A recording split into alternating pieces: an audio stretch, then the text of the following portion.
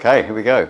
So, hi everybody. So, I'm here to talk, as the slide says, about importing data into Scratch orgs using Salesforce DX. Does anybody here do that at the moment? 2, 3, 4. Okay. But other people using Salesforce DX? Who's using Salesforce DX? Okay, because that's kind of, because I asked my developers about this. I kind of thought we should be doing this. This looks like a really, really good idea. And to be honest, they said it would be a waste of time too. So let's see if that's true. So I'm the CEO of an ISV called Learn Smarter Apps. I have a few certifications. I have, been like a lot of people, been on a massive user group journey. It has changed my life. I had no certifications when I started going to user groups. I kind of thought, wow, look, I can get some. And it's made our app better. It's made the way we develop better. It's made everything better. So do that. So I'm assuming here that everybody knows what a Scratch org is. Does anybody not know what a Scratch org is? Cool. Okay. Well, I'll give you a quick introduction anyway, just in case anybody's shy. So obviously, Scratch orgs were, I have to go back in time a little bit. So we're going to go back into the midst of time, not very far actually, to about, I think it was like spring 2017, I'm thinking, when Scratch orgs came about. So the idea of a Scratch org is that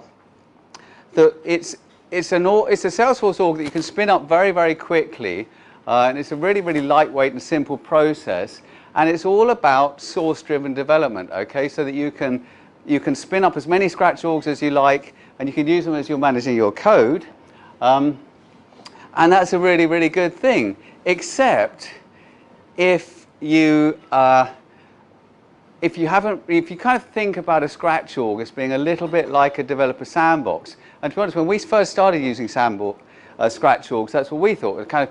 We tended to use them a bit like a developer sandbox. And when they only lasted 7 days, it was like, oh my goodness. And then every single Scratch org we created, we made it last for 30 days. And then suddenly, it was like, oh my God, my Scratch org is going to disappear in 2 days' time. It's my wedding anniversary tomorrow, and I promised to take my wife out to dinner. And, what am I going to do? Because I know that I'm not going to get finished in time. And so that is a big headache, right? Sorry, that was meant to be that slide. That's the problem with these Scratch orgs, right? So the problem then with these Scratch orgs is if you put a lot of data into them, your Scratch org will disappear. And this is our problem, right? So this is a little data schema of our sort of imaginary app, right, that we could be working on. So obviously being a user group, it's all about making pizza. So this is a sort of a pizza supplier traceability application, so that for every batch of pizza I make, I know what ingredients are in it, and I know what batch of ingredients and what supplier they came from, and what shift they were made on, who was working on that shift. All that kind of good stuff, right? So all of that stuff is all about the traceability of my pizza. But the trouble is, if I'm working like down here, and this is a Scratch org, and I've just spun it up, and it's like, wow, this is amazing. I've spun the Scratch org up, put all my source code in it. Only took me 2 minutes. And then it's like, So I've now got to get the data all the way down to where I'm working. And it could take me, if I've just got to go and type that in with my keyboard, right, that could take me half an hour or even longer. And the trouble is, by the time I've done that, because I'm rushing, because I really want to get on and do some coding, my data's terrible, there's hardly any of it, and so on and so on and so on. So I thought there's got to be a better way, right? So I looked online and I found the help file. Awesome. So here is the help file. And this is what it tells you. It says you can take data out, you can put data in. I thought, that's interesting, we'll have a go at that. And then I thought, yeah, but that doesn't seem to be applying to me, because that's talking about taking data from a couple of objects and putting it back in again. And I want more than a couple of objects. But luckily, the help file has this helpful line in it here. Looking for a more complicated example, easy spaces. And that's it, right? So can I speak for the next 20 minutes about a line and a half in the help file? That is the...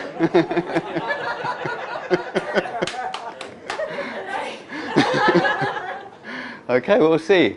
So what I'm going to do first is actually we're going to do a bit of this. So we need to see if I can manage to talk, hold the mic, use my computer all at the same time. So let's find a web browser. That'll be That'll be this one here. I think we can press escape, go back there. So this is the this is one of my scratch orgs. I'm just going to open up another one quickly, okay? So we'll go in here and quickly, hopefully, open up my scratch org. So I've kind of color-coded them so I don't get too confused. So just to prove that this is not fake, here is my scratch org, right? So green is in, red is out, and we'll go to the go look at the org here. A bit more clicking than I remembered, actually. I thought I was only going to do a couple of bits, but anyway. So if I look at my accounts here, you see that there aren't any, right? So there's no recent accounts in there. So I'm going to do a very, very simple export from one org, import into the other. So here we go. And this really doesn't take very long at all. So what you need to do is, actually probably what I need to do is show you what's on my slide, but never mind, we'll come back to that later. So there's a very, very simple query, which I'll show you on the slide in a second. And basically, what you do is you create a query. I'm sorry, I should have done this first on the slide, but never mind. Now we're here, we'll do it. You create a very, very simple SQL query. If you can't see that, we'll look at it a bit bigger in a second, which is essentially looking at an account and the contacts within that account. And that's what that query is going to return to me. And I just run this wonderful little Salesforce DX command like so, and that will go and export that data for me. You can see that it's done it already. So basically it takes that data and it puts it into 3 different files. That is important, pay attention. So we now need to then import that data into my other org, right? So luckily they're not that one, go to the right one. So this is the command that imports it, and it's really, really straightforward. So we're going to do that, like so. And hopefully very, very soon the screen will show me that it's been successful. There we are. So my data's come in. So I've taken data out of one scratch org and put it into the other one, right? If we were paying attention, we noticed that there was nothing here on these recently viewed accounts. But if I refresh now, we should see I've now got some accounts in there, okay? So I'm going to take accounts out of one scratch org, put it into the other, and all the related contacts as well. And obviously, if you can look at those contacts, you can see that they're related to accounts. So far, so good. And the help file will help you to do that. Right, let's get back to the presentation, wherever we were. So here we are. So yeah, so here is our helpful help file. And just breaking that down then. So this is the first query that I ran. That's a pretty standard, straightforward query. Hopefully most people will understand that. And then you just wrap this little Salesforce DX command around it. That's what I did just now. And that will take your data out. Important thing to look at actually is the little P there. Okay, it doesn't look very significant, but that's quite significant. And then we're going to bring the data in. And basically it refers to something called a plan. So this, again, you've got a little P there, and that's referring to plan. The plan is really important. And essentially, what I did then is, okay, so I've now managed to import my data at the level of a parent and a child record, but how on earth do I get down to the pizza, right? So that's the challenge. And essentially, what I did was I went over and had a look at the Easy Spaces LWC, and there's nothing there apart from a little plan with about 5 objects in it. And you kind of think, how on earth did they do that? So basically what I talk about is what we did to get there. So how do you do that? Essentially, I could use a really cool term like, so reverse engineered it.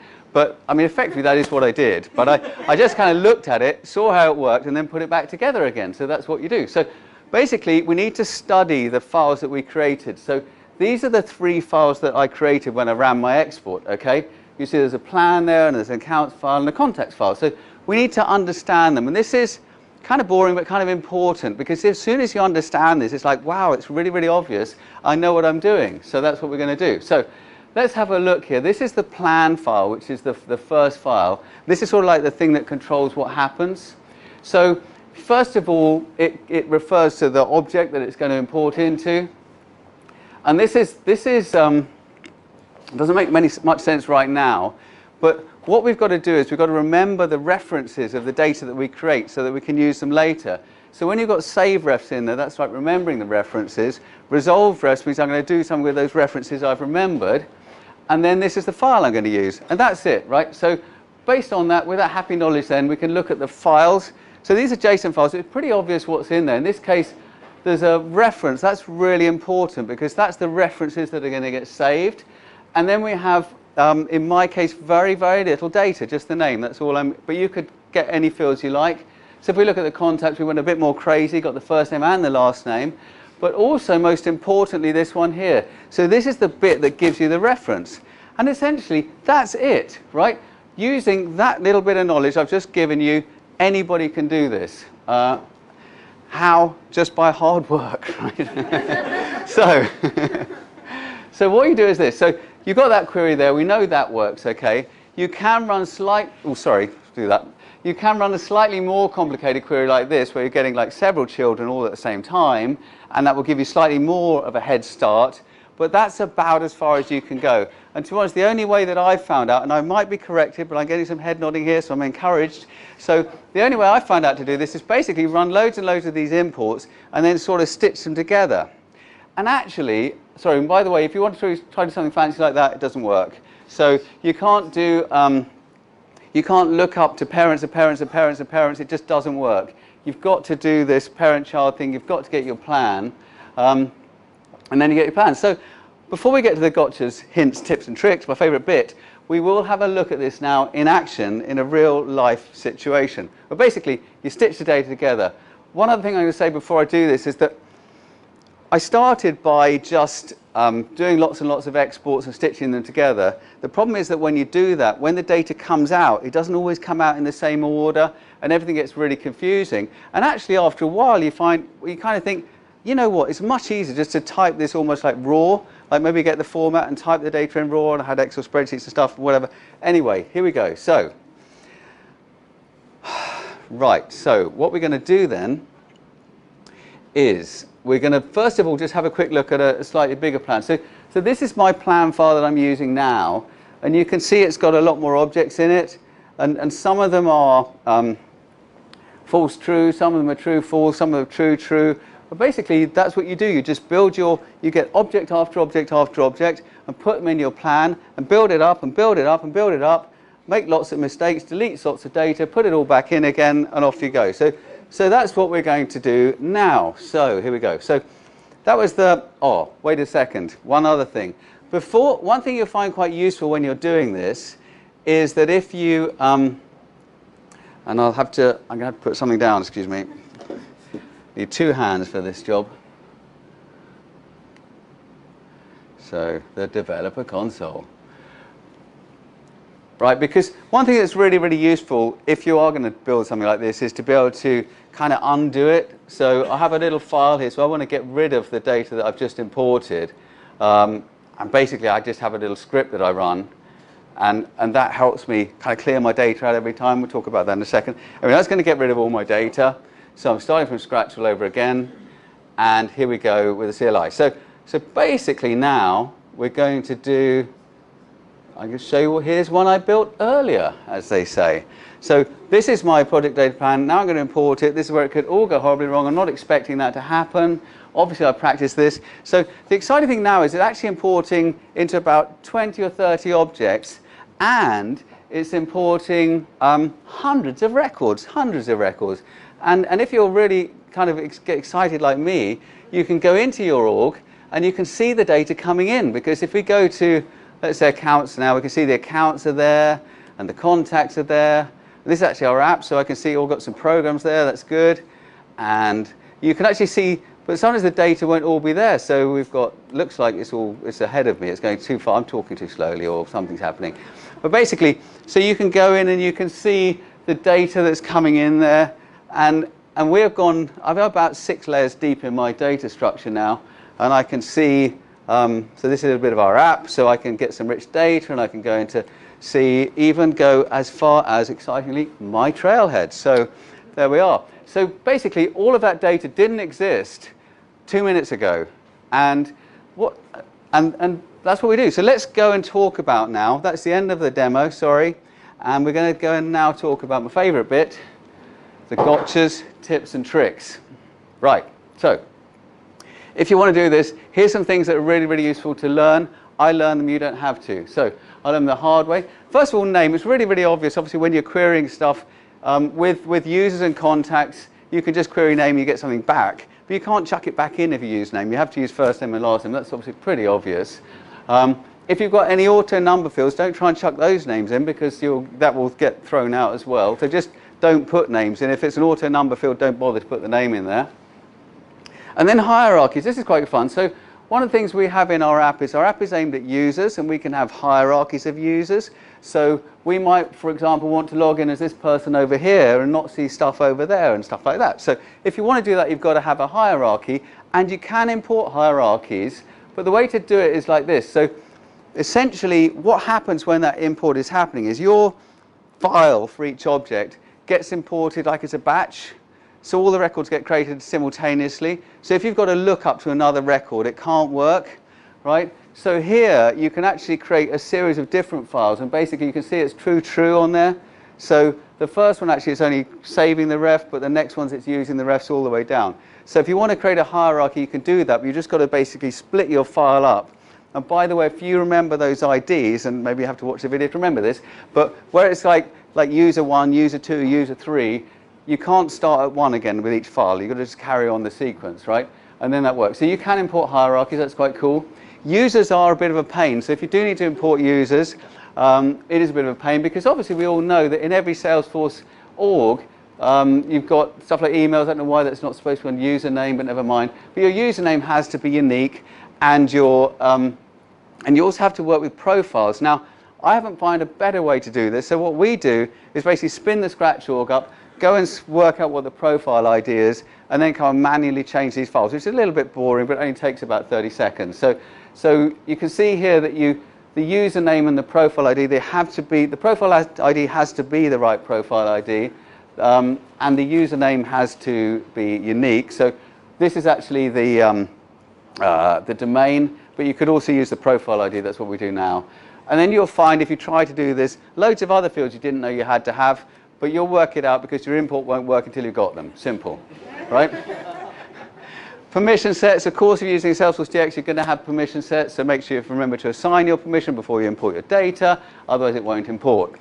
Starting over, this is what I showed you earlier, that little query to run, so it's obviously worth having one of these in your back pocket because you're going to want to delete your data. If you're going to build this, you're going to want to delete your data. Junction objects. If you read extensively on the interweb, you'll find that that actually doesn't work. You're not allowed to import into junction objects. That's a lie. You can. It's really straightforward. You just you just have to reference both objects, and that's it. It's simple, and you can import into a junction object, right? Now this one is a bit of a. I could rant at this stage. I might rant. Can I rant? Can I rant? Related list filters. What is this all about, right? We didn't discover this, and just not all of our data will necessarily. Like we deliberately want to create some data that sort of looks a bit older and stuff like that. So if you've got a related list filter like this to nice, good declarative development, and your data does not comply with that filter, the only thing you can do is delete the filter because it won't work. It will stop you importing data. That applies to all data imports, actually, not just this one. It's just a thing that related list. I didn't know about that, but it tripped us up for an hour or two. Triggers and validation is much easier, because you can use something like a custom metadata setting, which we do. So we have a custom metadata setting where we can turn all of our triggers off. We can turn all of our validation rules off. And we want to do that sometimes before we're importing the data because it just works better. Record types, it doesn't support record types. And it says there is no known workaround. However, we have one. It's pretty straightforward. What we do is we just have a pick list with the record types in it and a little bit of code that runs. You have to actually be a bit careful about which code runs and which code doesn't, so it can create the record types for you, okay, as you import it. That's pretty straightforward, so we can all work out how to do that. Limits. Why am I confused? Well, because I've read about the limits and I haven't actually managed to hit any of them, even though I've tried. So it does say you can only import about 200 records. That's a lie. It says you can't import into junction objects. That's a lie. It says you can't import more than 5 records deep. That's a lie. So I don't know where the limits are, right? Okay, sorry, Salesforce. And you've probably been sitting here thinking, why did he do that? I'm a coder, I could code this. And you might now be really, really cross with me because you spent the last 15 minutes of your life possibly wasted because people have coded this for you, okay? So there are a couple of things available one of which just handles the record types thing, and one of which is quite cool, and it's worth playing around with. And they're on GitHub, all the sources there. I don't understand a word of it, but it is there. And but this second one, actually, you can take all of the data out of a scratch org and put it into another scratch org, which is kind of useful, but it does mean you've got to have two scratch orgs. You've got to like the data in the scratch org that you've got first. And that's a bit of a drawback with it, but it is quite cool. And it's probably if you're thinking about like building one of these yourself, they're good places to start. There are advantages, right? So the first thing is Git, and this is quite important. So all of that data import is now in Git. And that means that it doesn't matter where my developer's sitting, whether they're sitting in Winchester or they're sitting out in India or wherever they might be, everybody can use the same data import. So I can actually talk to somebody and I'll know what data's in their org, which is really, really handy for me. Now, I am pleased to see so many women in the audience. It's really cool. And I feel slightly embarrassed now because I think this is a bit sexist. I'm sorry about that. In fact, I'm really embarrassed. Hang on a second. Let's see if I can sort that out. Sorry. So you can use Git. Your data's nice and clean, right? And this one, any idea what that is? Come on. Rich data, obviously. You've got rich data. And then smoke test. So this one is a bit of all. But basically, we're still kind of experimenting with this a little bit. But this is a sort of a typical scenario where you might have like product bundles, right? Lots of people have product bundles, a common use case. And you might have an object that has your product bundles in it. And when you assign that to the opportunity, you want your trigger to populate the opportunity with all your product bundles. So actually what you can do is if that trigger's running, you can make your data import come down to here and then make sure that the right things got created down there, which is actually quite useful. So we're actually working on this a bit more because we want some real fine-tuning in our org. We're trying to say it so we can have, like, in every trigger, validation off, data creation on, and even like trigger by trigger. So we might turn off a trigger. We might not want that trigger to run, but we might want that trigger to run or whatever. So we're working on making our org so we can really finely tune it. And I have to say, questions apart, I'm done. I'm out. So. Now that I've shown you that, does anybody here think they might want to do this who doesn't do this already? Okay, you can put your hands up. It's okay, cool, okay. Good, it might have been worth me turning up. Well, thank you very much. I am happy to try to answer any questions. As I say, I'm not technical at all, so I probably won't be able to help, but if any questions, fire away. Yeah? One question. Yeah. Sure. Why did you delete that data from the scratch org rather than...